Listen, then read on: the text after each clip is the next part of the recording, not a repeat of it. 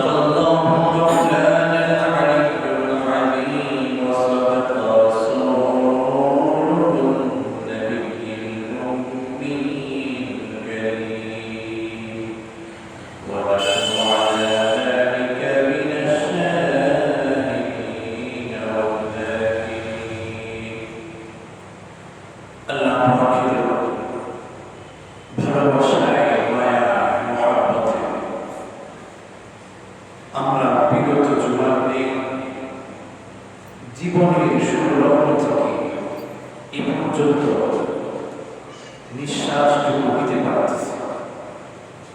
মসজিদে আসছি মৌলাই পাকের হুকুম আদায়ের লক্ষ্যে, রব্বে কারীমের মহান হুকুম মহান বিধান পালনের লক্ষ্যে তারই ঘর মসজিদে এসেছি।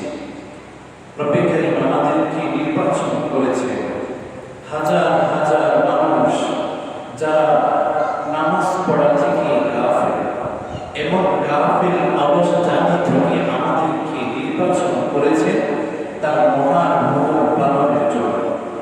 এজন্য সকলের দিক থেকে রব্বে কারীমের দরবারে শুকরিয়া জ্ঞাপন করি, সকলে বলি আলহামদুলিল্লাহ।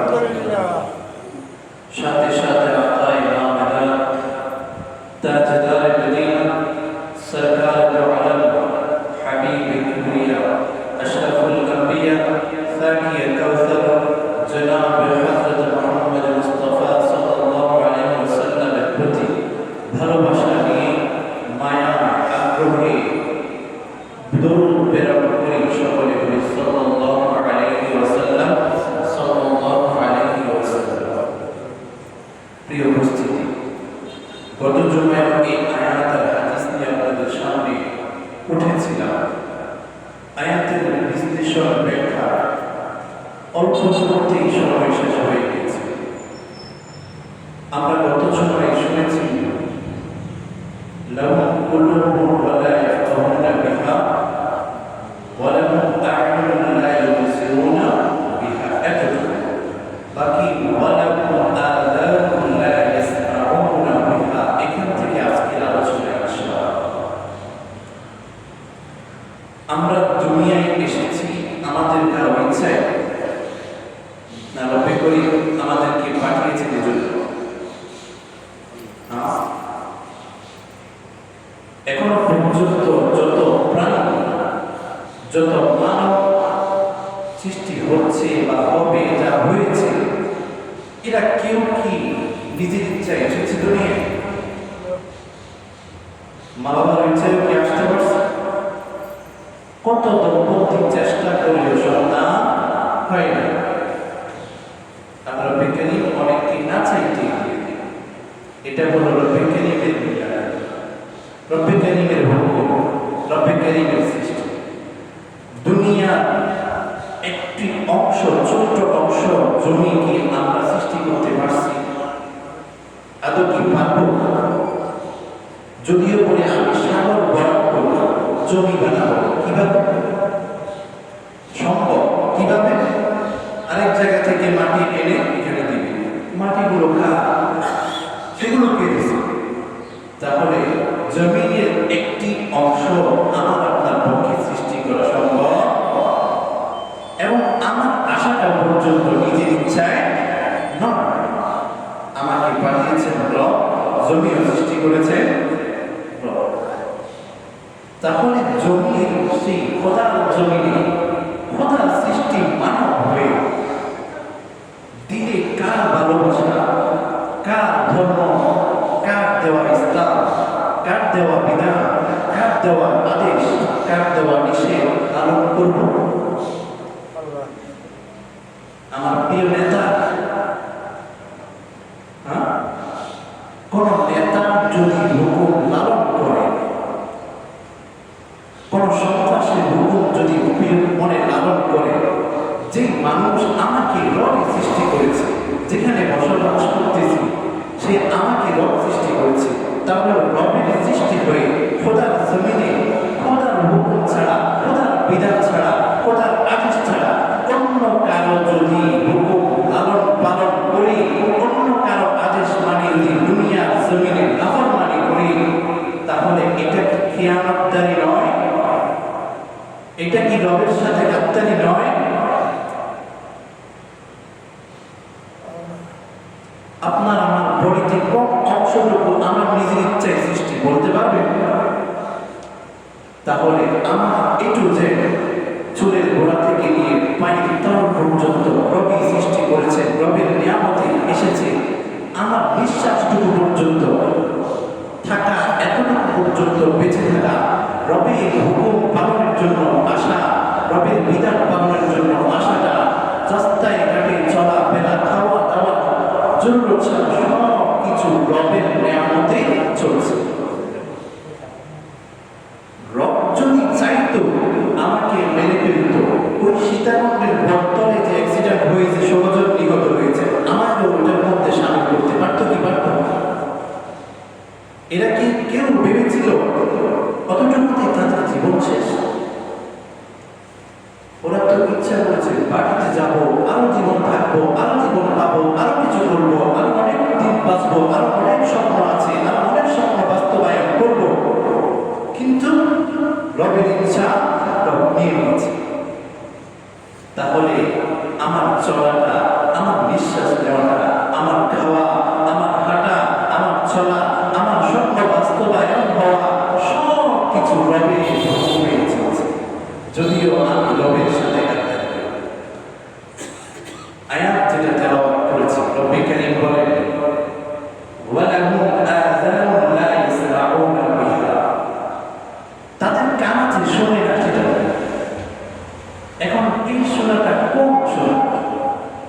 মুফাসসিরিনে কেরাম বলেন মানবকে সৃষ্টি করেছে রব, সেই রব যে সৃষ্টি করেছে তাকে কান দিয়েছে, জুবান দিয়েছে, বুঝ দিয়েছে, এর আগে বলেছে তাকে কলম দিয়েছে, দিল দিয়েছে, বুঝার দাঁত ক্ষমতা তাকে দিয়েছে, তাকে চোখ দিয়েছে সত্যতা সঠিক পথ নির্বাচন করার জন্য, তাকে বুঝ দিয়েছে, তাকে চোখও দিয়েছে, তাকে মেধাও দিয়েছে, তাকে কানও দিয়েছে। সেই কান দিয়ে সে শুনে না, কি শুনে না? মুফাসসিরিনে কেরাম বলেন হকের কথা শুনে না, ইসলামের কথা শুনে না, ইসলামের কথা পছন্দ করে না, ইসলামের কথা সে নিতে পারে না, ইসলামকে সে ভালোবাসে না, বরং ইসলামের ভয়ে ইসলামের বিপক্ষে কথা বলে। ইসলামের কথা যদি শুনে গায়ে লাগে না, গায়ে লাগে, পছন্দ হয় না, বিপরীতে কথা বলতে চায়, তাদেরকে বলছে। এরা কিন্তু যারা নামাজ আল্লাহর বিধান পালন করে না, রবের দুনিয়া থেকে, রবের নিয়ামতে থেকে যারা পালন করেন, তারাও যেমন হাইওয়ানের মতো বলেছে, বরং হাইওয়ানের মতো নয়, তারা হাইওয়ান জানোয়ার থেকে নিকৃষ্ট।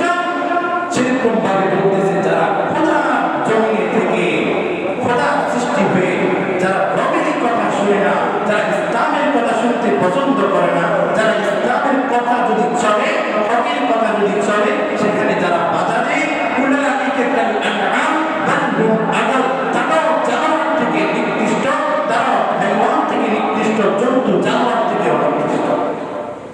কেন? জমিন আল্লাহর সৃষ্টি। কার? জমিন আল্লাহর সৃষ্টি। আমার ইচ্ছায়, আমার আশা ক্ষমতায় একটুকু অংশ সৃষ্টি হবে না।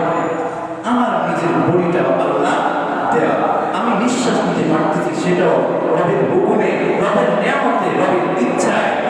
তো সেই রবের ইচ্ছায় সব কিছু চলছে। কিন্তু রব যে আমাকে একটা স্বাধীনতা দিয়েছে, রব যে ইসলামকে ধারণ করার জন্য, ইসলামকে শাসন ব্যবস্থায়, ক্ষমতায়, সব কিছু চলা ফেরায়, নিজের জীবনের প্রতিটা ক্ষেত্রে ইসলামকে যে পূর্ণাঙ্গ ধর্ম হিসাবে সৃষ্টি করেছেন, সেই ক্ষেত্রে ইসলামকে যে বাস্তবায়ন করে না, ইসলামের অপছন্দ করে, ইসলামের বিরোধিতা করে, ইসলামকে অপছন্দ করে, ইসলামকে বিরোধিতা করে অন্য কিছুকে চালাইতে চায়, তাকেই বলছে উলাইকা কাল আনআম বাল হুম আদাল, তারাও জানোয়ারের থেকে নিকৃষ্ট, তারাও জানোয়ার থেকে নিকৃষ্ট।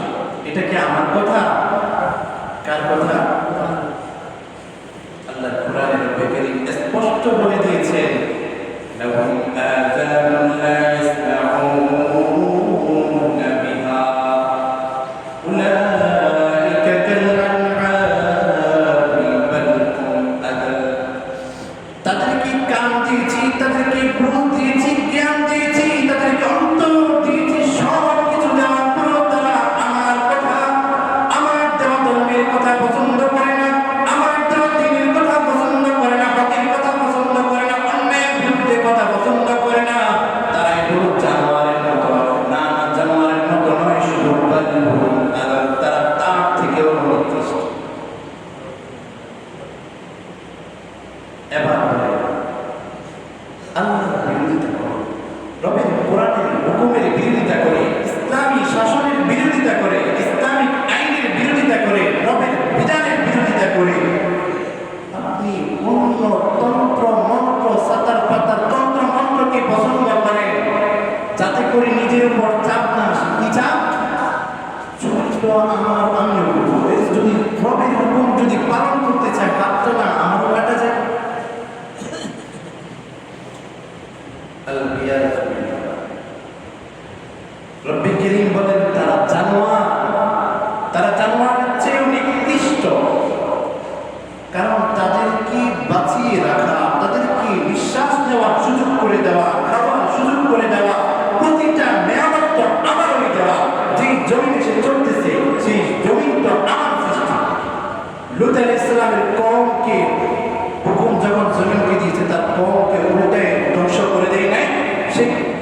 কিসা সেই কাহিনী কি কোরআনে নাই? আমার কি আল্লাহ তাআলা ধ্বংস করে দেওয়া অসম্ভব? আমরা কি অসম্ভব মনে করি? এখনো সুযোগ দিচ্ছে, এখনো সুযোগ দিচ্ছে। তো এই সুযোগটা আমরা এভাবেই নিব। খারাপটা যদি দেখি তাহলে ভালোটাকে ভালো মনে করা সহজ হয়ে যায়, যে এটা খারাপ, তারপর এর বিপরীত যেটা আছে এটা ভালো হওয়া সহজ, ভালো বোঝাটা সম্ভব, সহজ হয়ে যায় আমাদের জন্য। আপনার বয়সে, আপনার জিন্দেগিতে, বাংলার জমিনে আপনি যতদিন রাষ্ট্র ব্যবস্থা পরিচালনায় দেখেছেন, আপনি শান্তিতে আছেন। কত হাজার হাজার পরিবার আছে, দর্শন হয়েছে বিচার নাই, চুরি হয়েছে বিচার, সঠিক বিচার পায় নাই, গুম হয়েছে কোনো বিচার নাই, অত্যাচার হয়েছে সঠিক বিচার পায় নাই। এটা কি শান্তির নমুনা না অশান্তি? এবার বলেন, আপনার ঘরেও যদি এমন হয় তখন আপনার কি হবে? দর্শনটা যদি আপনার ঘরের মেয়ের সাথে হয়, আপনার ঘরের স্ত্রীর সাথে হয়, আপনার মায়ের সাথে হয়, তখন আপনার কেমন লাগবে? এগুলা করতে কি আমরা চাই না? সুযোগের ফল যেসব কিছু আছে সবটা আমরাই বানাচ্ছি। নির্বাচন হয়ে নির্বাচিত যে হয় এটা কার মাধ্যমে হয়? আমার আপনার দেওয়া টিপের মাধ্যমে, আমার আপনার দেওয়া ভোটের মাধ্যমে।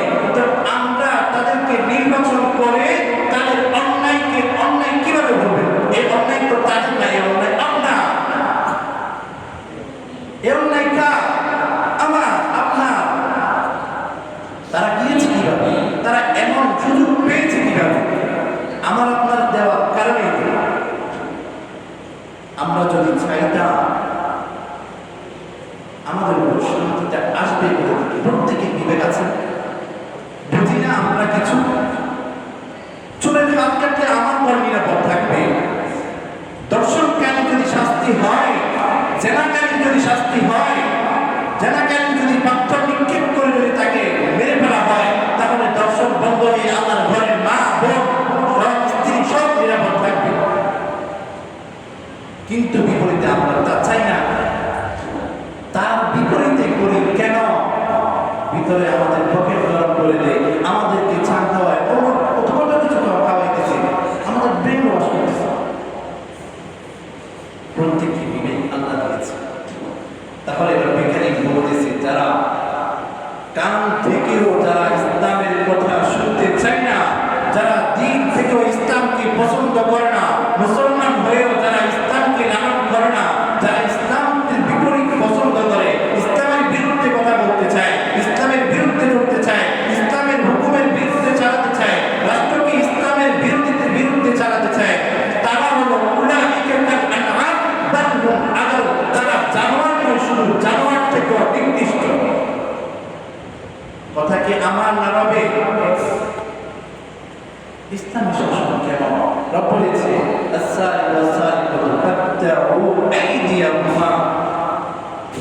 যদি চোর চুরি করে তাকে হাত কেটে দেবে।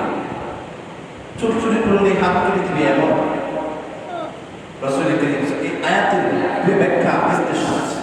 কি চোর চুরি করলে কতটুকু, কত পরিমাণ টাকা, কত পরিমাণ সম্পদ চুরি হয়েছে দেখা হবে। এটা যদি শরীয়তের মেকদার, শরীয়ত পরিমাণ, যতটুকু চুরি করলে হাত কাটা পরিমাণ আছে, অতটুকু যদি চুরি করে হাত কাটা হবে না, তাও আবার বিবেচনা করবে। কেন চুরিটা করল? কেন? ক্ষুধার দায়ে, নিজের পরিবার চালানোর দায়ে, নাকি বিলাসটার জন্য? যদি ক্ষুধার দায় হয়, এই সব কিছুর দায় ভার হবে রাষ্ট্র। ইসলাম তাকে তোমার রাষ্ট্রে এমন এক পরিবার আছে যাদের চলতে চুরি করা লাগতেছে, কেন? কিসের চাতার মাতার তুমি রাষ্ট্র পরিচালনা করো? তখন এই দায়িত্ব রাষ্ট্রকে নিতে হবে। যদি না দেখা যাচ্ছে সে চুরি করেছে, বিলাসিতা, তার পরিবার চলার মতো হাত পাও সব কিছু ঠিক আছে, সে যদি কাজ করে সুখে শান্তিতে তার পরিবার চলবে, এরপরেও যদি চুরি করেছে, ইসলামী শরীয়তের মেকদার অনুযায়ী তার থেকে বেশি চুরি করেছে, তখন তার হাত কাটবে। একটা হাত যদি কেটে দেওয়া হয়, এই মায়ামি এলাকায় যদি একটা চোরের হাত কেটে দেওয়া হয়, আর 10টা চোর, 100টা যদি চোর থাকে, সবাই ঘরে পালাবে।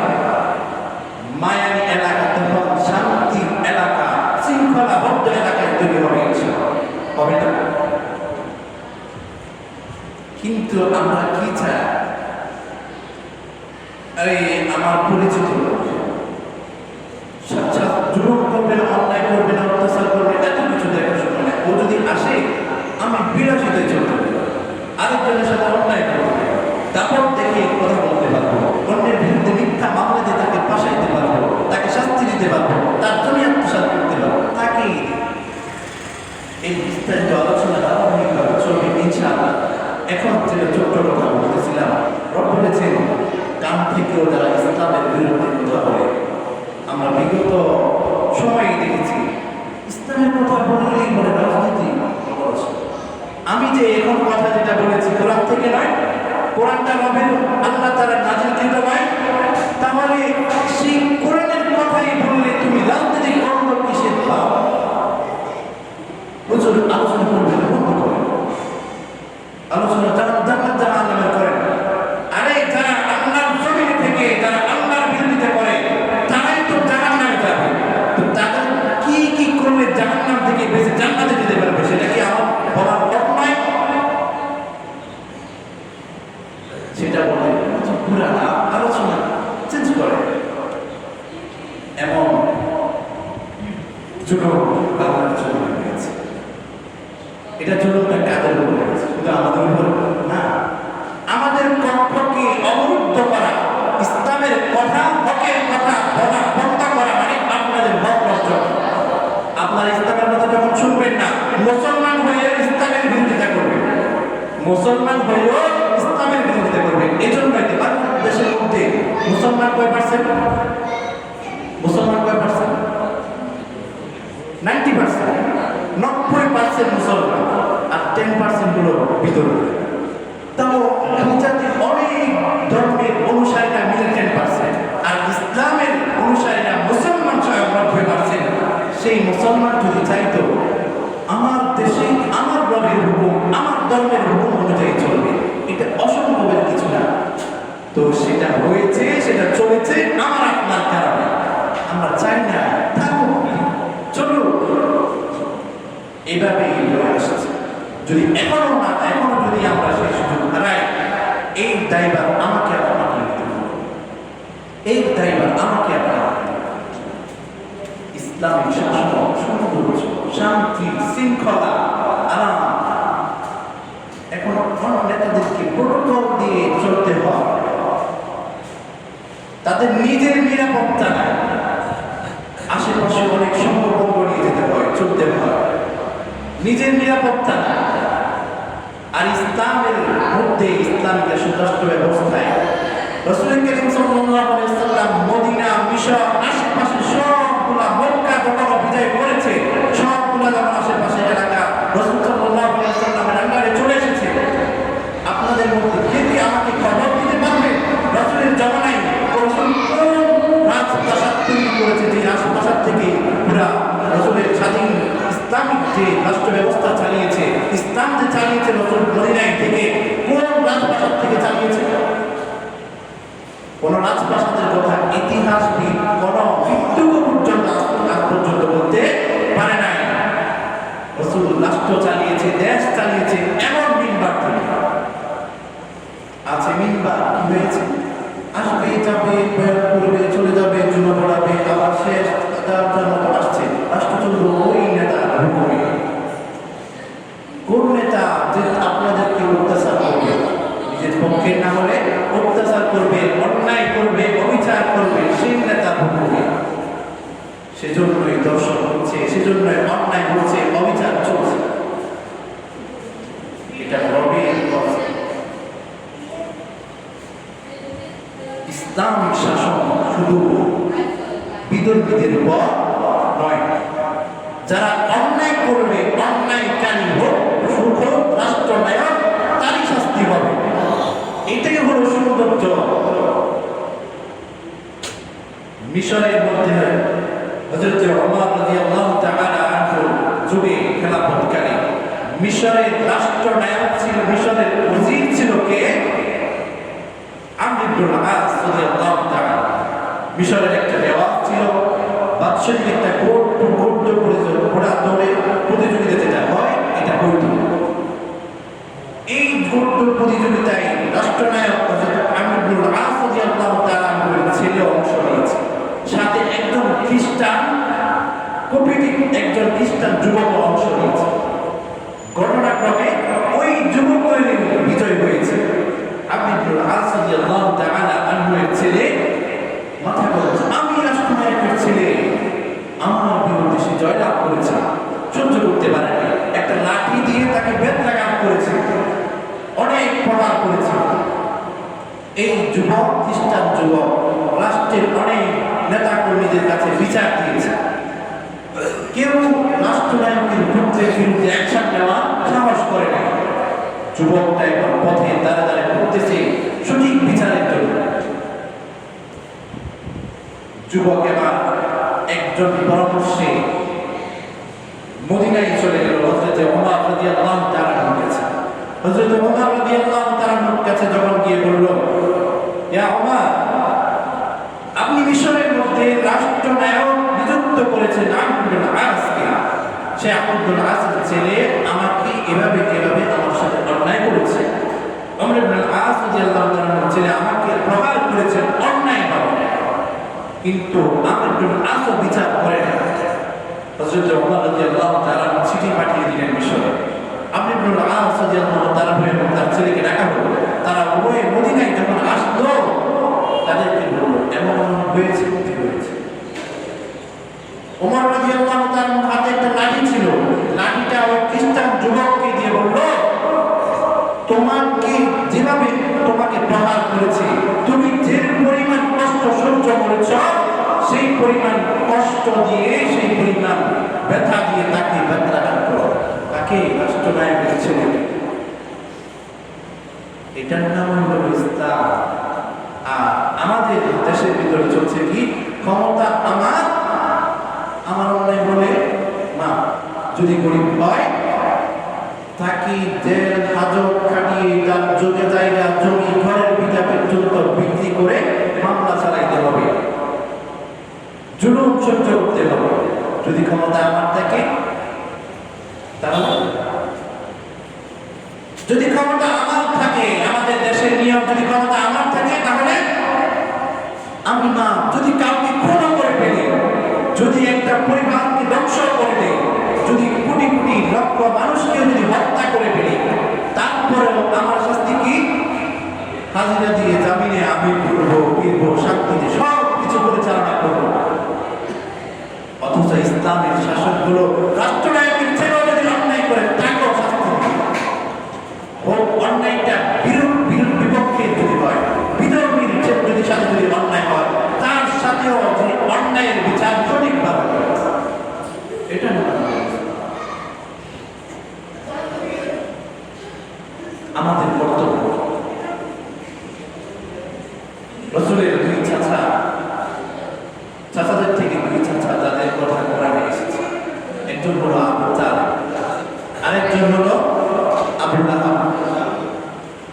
আবু লাহাবের বংশোত্তরের কথা কোরআনের কথা উল্লেখ আছে, নাই? আবু লাহাবের কথা, বংশোত্তরের কথা উল্লেখ আছে। তাব্বাত ইয়াদা আবি লাহাব। রাসূল কারীম সাল্লাল্লাহু আলাইহি ওয়াসাল্লামকে হুকুম করলেন, ওয়ানজির আশিরাতাকাল আকরাবিন। হে রাসূল, আপনাকে নবুয়ত প্রদান করা হয়েছে, আপনাকে ধর্ম দেওয়া হয়েছে, রাসূলের রিসালাত আপনাকে দেওয়া হয়েছে। আপনি আপনার পরিবার পরিজনদেরকে, আত্মীয় স্বজনদেরকে আগে জান্নাত জাহান্নামের ভয় প্রদর্শন করা এবং তাদেরকে ভয় প্রদর্শন করে তাদেরকে সঠিক পথে দাওয়াত দেওয়া।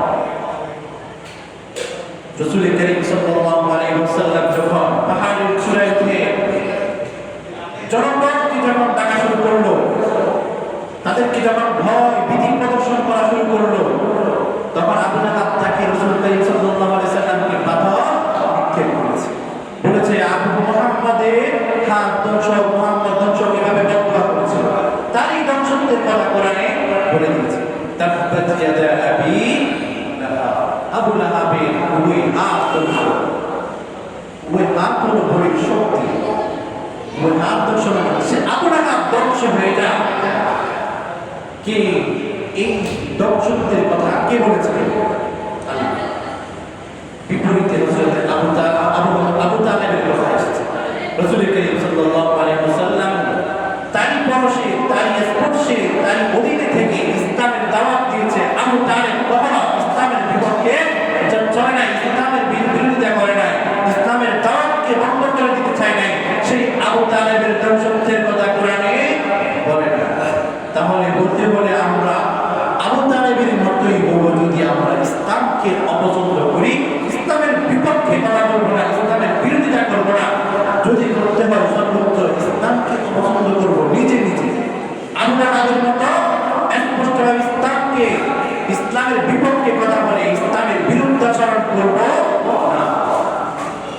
ইনশাআল্লাহ।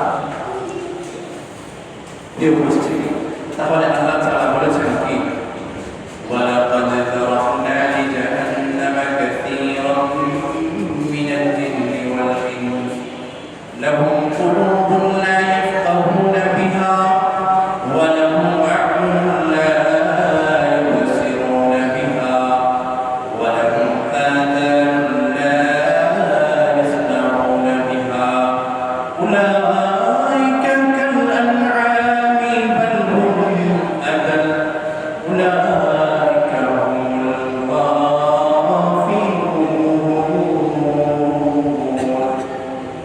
এ মানব জাতি, তোমরা শুনে নাও, স্পষ্ট করে তোমরা শুনে রাখো, তোমাদের মধ্যে আমি একদলকে জাহান্নামের জন্য নির্বাচন করে রেখেছি, একদলের জন্য আমি জাহান্নামকে সৃষ্টি করে রেখেছি। ওই দল কারা?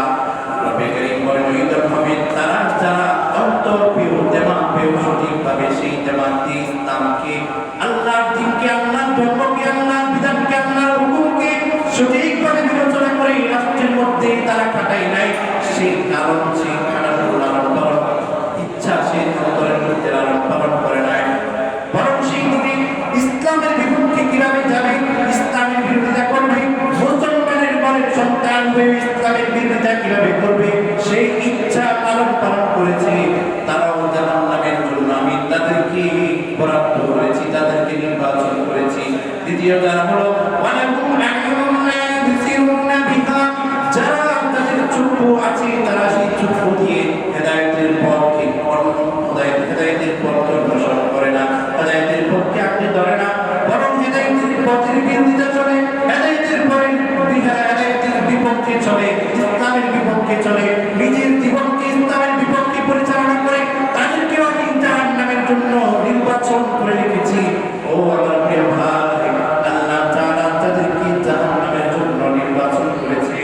আমাদের হাতে এখনো সময় আছে তওবা করার জন্য। আল্লাহ রাব্বুল আলামিন আমাদেরকে এখনো সময় দিয়েছে সেই রবের কাছে আমাদের নাফরমানির আমাদের গুনাহগুলো তওবা করে এখন রব্বুল কারীম আমাদেরকে সুযোগ দিয়েছেন, আমরা ইনশাআল্লাহ আল্লাহ তাআলার পথকে আঁকড়ে ধরব, আল্লাহ তাআলার বিধানকে, আল্লাহ তাআলার ইসলামকে আঁকড়ে ধরব, যাতে করে আমি আপনি জাহান্নামের বাসিন্দা না হয়ে যাই। কারণ জাহান্নাম খুবই কঠিন জায়গা, জাহান্নাম খুবই কঠিন জায়গা। তাহলে আজকে থেকে আমরা প্রস্তুতি নিই ইনশাআল্লাহ, যাতে করে আগামী বার থেকে যখন আমাদের উপর পরিচালনা, রাষ্ট্র ব্যবস্থা, সমাজ ব্যবস্থা মাধ্যমে আমাদের উপর কোনো অন্যায়, অবিচার, জুলুম, নিপীড়ন, কোনো মিথ্যা তুহমত, কোনো এলাকার মধ্যে সন্ত্রাস, চাঁদাবাজ কেউ যেন কোনো সুযোগ না পায়, সেজন্য আমরা আজকে থেকে তৈরি হব ইনশাআল্লাহ। এখন সুযোগ, আর যদি যেমন না করে হায়াত থাকবে না, সময় আপনার জন্য থাকবে না যে মুরব্বী হওয়া পর্যন্ত আমি বাঁচব। যদি তার সব পেয়ে যায় তখন আল্লাহ তওবা করব, মাফ পেয়ে যাব। এতই সোজা পুরো জিন্দেগি আল্লাহ তাআলা দিয়েছে, সেই রবের বিরোধিতা করে শেষকালে রবের কাছে তওবা করে জান্নাতে চলে যাবে। এতই সোজা না? তাহলে সময় এখন থেকে যদি আমরা নিজের মাইন্ড সেটআপকে যদি পরিবর্তন করতে পারি, তাহলে আমাদের আগামী সমাজ ব্যবস্থা, রাষ্ট্র ব্যবস্থা সব কিছু শৃঙ্খল হয়ে যাবে, শান্তি আসবে ইনশাআল্লাহ। আমরা যেমন চাই ওমর রাদিয়াল্লাহু তাআলা এর জামানায় সিংহ আর বাঘ আর ছাগল একসাথে খাইতো, চলাফেরা করতো, কিছু বাঘ ছাগলকে খাইতো। এখন আমাদের জমানায় মানুষ মানুষকে খেয়ে দিচ্ছে, মানুষ মানুষকে ধ্বংস করে দিচ্ছে। এমন অত্যাচার করতে না হলে মৃত্যুর জানাজার থাকে সময় দিচ্ছে, না হয় তাকে পথের ভোগী বানাই দিচ্ছে। এমন অন্যায়ের প্রতিকার, এমন অন্যায়ের প্রতিবাদ করা আমার আপনার পক্ষে সম্ভব যদি আমাদের মাইন্ড সেটআপকে যদি চেঞ্জ করি, যদি সেটাকে আগের মতো করে রাখি, ওই আমার নেতা এমনকে খুশি করার জন্য এমন চাই, আমিও তেমন চাই, চলো কর না, এভাবে চলতে চলতে একদিন আপনাকেও যখন ধরে বসবেন তখন আপনারা বুঝবেন, তখন আপনারা বুঝবেন। আল্লাহ তাআলা আমাদেরকে সঠিক পথ অনুসরণ করার জন্য, সঠিক পথে চলার জন্য, সঠিকটা বিবেচনা করে নিজের জীবনের সাথে পরিচালনা করার জন্য তৌফিক দান করুন। ওয়া আখিরু দাওয়ানা আলহামদুলিল্লাহি রাব্বিল আলামিন। আমাদের মসজিদের নিয়মিত মুসল্লি